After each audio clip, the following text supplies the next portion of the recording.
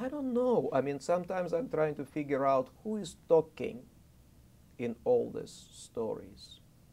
Because Babel, of course, when he read his own stories, read them very neutrally.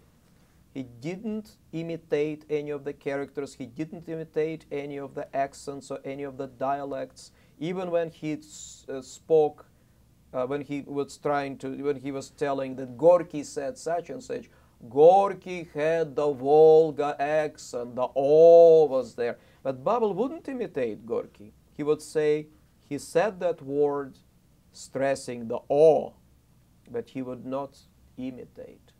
So he was a very different storyteller than a kind of an actor who imitates and transforms. Because I think that his transformation was through the words. He probably lived it. Of course he lived it. But then it all became words for him.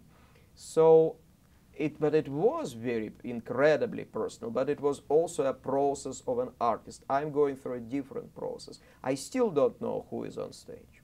Is it Babel, who is a writer?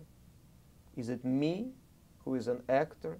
Is it one of these fictional narrators that we kind of created? But I think there is certain justification to the personas that we've come up with for 5 narrators. Is it all of them together? It's very difficult to say. It's probably everything merged in one.